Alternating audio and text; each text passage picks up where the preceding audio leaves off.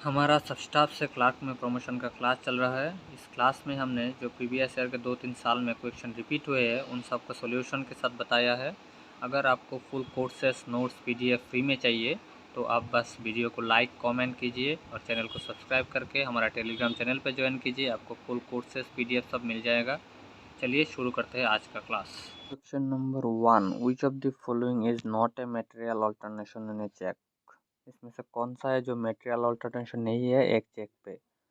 Option 1 order to बीआरआर, ये एक material alteration है। फिर cancellation of crossing of cheque, ये भी एक मटेरियल अल्टरनेशन है। फिर आता है change only in date of cheque, ये भी एक मटेरियल अल्टरनेशन है। फिर आता है converting bearer cheque to order, ये मटेरियल अल्टरनेशन नहीं है। और नन ऑफ दिस, तो इसमें से सही ऑप्शन होगा ऑप्शन डी। ये है सही ऑप्शन, ऑप्शन डी। फिर question number 2, nomination facility not available, इसमें से कौन सा है जिसमें नॉमिनेशन फैसिलिटी अवेलेबल नहीं है।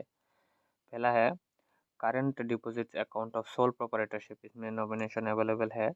फिर लॉकर ऑफ है, किसी इंडिविजुअल नाम के लॉकर है उसमें भी अवेलेबल है। सिप कस्टडी किसी इंडिविजुअल की, उसमें भी नॉमिनेशन अवेलेबल है। फिर आता है फिक्स डिपॉजिट अकाउंट, ए और बी और आइदर और सर्वाइवर उसका मोड ऑफ ऑपरेशन है तो भी नॉमिनेशन अवेलेबल है। तो सही ऑप्शन होगा नॉन ऑफ दिस। फिर आता है क्वेश्चन नंबर 3।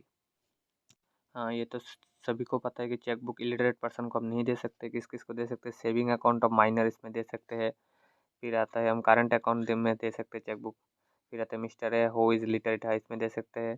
फिर आता है सेविंग अकाउंट ऑफ इलिटरेट, इसमें नहीं दे सकते। फिर नॉन ऑफ दिस, तो इसका सही ऑप्शन होगा सेविंग अकाउंट ऑफ इलिटरेट, इसमें हम जो चेक बुक इशू नहीं कर सकते। फिर आता है CIC का full form credit information company. CIC मतलब क्रेडिट इंफॉर्मेशन कंपनी। फिर question number 5, balance in small account should not exceed 50,000। Small account जो है इसमें बैलेंस कभी भी किसी भी मूवमेंट पे 50,000 से ज़्यादा नहीं हो सकता। फिर question number 6, garnish order is issued by. Garnish order कौन इशू करता है, कोई भी कोर्ट इशू कर सकता है, any competent court. Garnish order is issued by any competent court. फिर आता है आपका FCNR जो होता है वो एक फिक्स डिपॉजिट अकाउंट होता है। फिर आता है question number 8, minimum number of partners in partnership firm. Partnership firm में मिनिमम नंबर ऑफ पार्टनर कितना हो सकता है। पार्टनरशिप फर्म में मिनिमम नंबर ऑफ पार्टनर हो सकता है 2 partners. Question number 9, maximum number of member in A private limited company. Private limited company में मैक्सिमम कितना आपका मेंबर हो सकता है, पार्टनर हो सकता है 200। फिर NOC का फुल फॉर्म क्या है, no objection certificate. What is the full form of NOC मतलब नो ऑब्जेक्शन सर्टिफिकेट। फिर आता है KYC गाइडलाइन जो है वो कौन इशू करता है। KYC guideline is issued by RBI। KYC guideline issue करता है RBI। Question number 12, KYC guideline issued under which act. KYC guideline कौन सी एक्ट में दिया हुआ है, यह section 35 of banking regulation act. KYC guideline दिया हुआ है section 35 of banking regulation act, BRA मतलब बैंकिंग रेगुलेशन एक्ट। फिर AML का फुल फॉर्म होता है एंटी मनी लॉन्ड्रिंग। AML मतलब एंटी मनी लॉन्ड्रिंग। फिर CFT का फुल फॉर्म होता है combating financing of terrorism. CFT मतलब कॉम्बेटिंग फाइनेंसिंग ऑफ टेररिज्म। फिर आता है objective of KYC guideline. KYC guideline का ऑब्जेक्टिव क्या है, AML मतलब एंटी मनी लॉन्ड्रिंग, CFT मतलब आपका कॉम्बेटिंग फाइनेंसिंग ऑफ टेररिज्म, और फिर आता है रिस्क मैनेजमेंट। फिर आता है various steps in money laundering. Money laundering जो होता है इसमें वेरियस स्टेप्स होता है, वो स्टेप्स क्या क्या है। एक नंबर में आता है प्लेसमेंट, फिर आता है आपका लेयरिंग 2 नंबर पे, 3 नंबर पे आता है आपका इंटीग्रेशन। क्या क्या है, पहले प्लेसमेंट्स, फिर आपका लेयरिंग, फिर है आपका इंटीग्रेशन।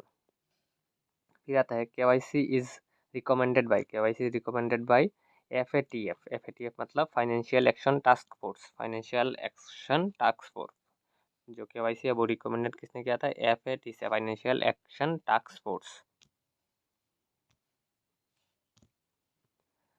फिर आता है bank customer relationship. Bank customer relationship का जो क्लास है वो हो चुका है, वो देख लेना। फिर आता है बैंकिंग डिफाइंड इन। बैंकिंग इसमें डिफाइंड है, बैंकिंग डिफाइंड है section 5B of banking regulation act. Banking is defined in section 5B of banking regulation act. फिर आता है components of KYC policy. KYC policy का कंपोनेंट्स क्या क्या है, एक है कस्टमर एक्सेप्टेंस पॉलिसी, फिर आता है कस्टमर आइडेंटिफिकेशन प्रोसीड्यूर, फिर आता है मॉनिटरिंग ऑफ ट्रांजेक्शन, फिर आता है रिस्क मैनेजमेंट। क्या क्या, customer acceptance policy, customer identification procedure, monitoring of transaction, and then last में आता है आपका रिस्क मैनेजमेंट। फिर question number 21, KYC is to be done on walk-in customer also if amount of transaction is, इसका सही option होगा, सिर्फ option नहीं दिया हुआ है, इसमें आंसर दिया हुआ है कि जो सही है वही दिया है, और किसी में दिया हुआ कि इसमें से कौन सा गलत है, गलत जो ऐसा जो क्वेश्चन होगा इसमें से कौन सा गलत है इसमें, तो 4 सही होता है या 3 सही होता है, 1 गलत होता है, इसलिए उन सब में आपका ऑप्शन दिया हुआ है। बाकी सभी क्वेश्चन में सिर्फ मैंने डायरेक्ट आंसर बता दिया है। तो देखते हैं क्या है। KYC is to be done on walk-in customer also if amount of transaction is equal or more than 50,000 आपका।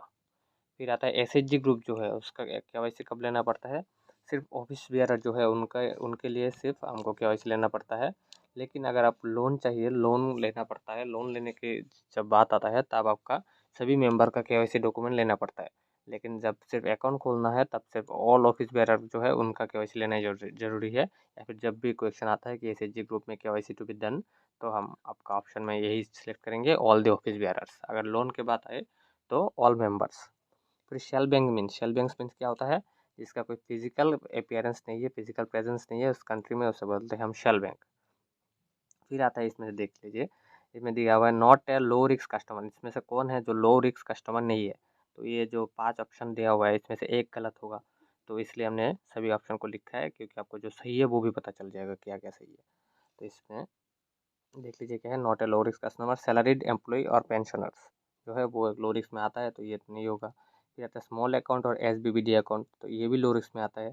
फिर आता है government department and government owned companies, ये भी आपका लो रिस्क में आता है। फिर आता है आपका रेगुलेटर्स जो सेबी है और IRDAI है, वो भी आपका लो रिस्क कस्टमर में आता है। तो इसमें से सही ऑप्शन क्या होगा, नॉन ऑफ दिस, इसमें से कोई भी ऐसा नहीं है जो लो रिस्क में नहीं आता, सभी लो रिस्क में आपका आता है।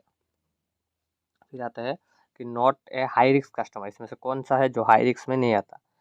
फिर इसमें से देखा पहला हुआ है नॉन रेसिडेंट कस्टमर, जो नॉन रेसिडेंट इंडियन है वो आपका हाई रिस्क में आता है, तो ये नहीं होगा। फिर आपका आता है HN ORT, मतलब हाई नेट वर्थ इंडिविजुअल जो कस्टमर होता है वो भी आपका हाई रिस्क में आता है। फिर आता है ट्रस्ट और NGO, वो भी आपका हाई रिस्क में आता है। फिर पॉलिटिकली एक्सप्रेस पर्सन, वो भी आपका हाई रिस्क में आता है। फिर बुलियन डीलर्स, ज्वेलरीज या फिर जो डायमंड मर्चेंट्स है वो भी आपका हाई रिस्क में आता है, तो इसमें भी सही ऑप्शन होगा नॉन ऑफ दिस। तो इसमें से हम ये सीख लेते हैं कि जो हाई रिस्क कस्टमर है वो क्या क्या है। Non residence customer of individual जो है वो आपका हाई रिस्क में आता है। हाई नेट वर्थ इंडिविजुअल आता है, पॉलिटिकली एक्सप्रेस पर्सन आता है, आपका बुलियन डीलर्स जो ज्वेलरीज है या फिर डायमंड मर्चेंट्स है वो भी आपका हाई रिस्क में आता है। तो हमने इसमें से हाई रिस्क में कौन कौन आता है या लो रिस्क में कौन कौन आता है ये भी देख लिया। फिर आपका आता है लास्ट पेज में दिया हुआ है at what interest at what interval bank should review the risk profile of the customer, जो रिस्क प्रोफाइल है कस्टमर को वो कितने इंटरवल में आपको रिव्यू करना पड़ता है, वो है आपका 6 मंथ में। तो 6 मंथ अंदर आपका उसको जो उसका अपडेट करना पड़ता है, 6 मंथ इंटरवल में आपको रिव्यू करना पड़ता है। फिर आता है not covered under priority sector, इसमें से कौन सा है जो प्रायोरिटी सेक्टर में नहीं आता, एक गलत होगा बाकी सभी सही होगा, तो हम इसमें से प्रायोरिटी सेक्टर में कौन कौन आता है ये भी सीख लेंगे। देख लीजिए, पहला MSME, हाँ ये आता है। फिर आता है एग्रीकल्चर, ये भी प्रायोरिटी सेक्टर में आता है। एजुकेशन भी आता है, अभी जो होलसेल ट्रेडर्स है वो भी आता है। सोशल इंफ्रास्ट्रक्चर भी आता है, हाउसिंग भी आता है, रिन्यूएबल एनर्जी भी आता है, तो इसमें से नॉन ऑफ दिस होगा आपका सही ऑप्शन। तो इसमें से हम MSME में कौन कौन आता है ये भी देख लिया। फिर question number 28, which loan is not classified under weaker section, इसमें से कौन सा है जो वीकर सेक्शन में नहीं आता। तो DNRLM है, ये आता है वीकर सेक्शन में। NULM भी आता है।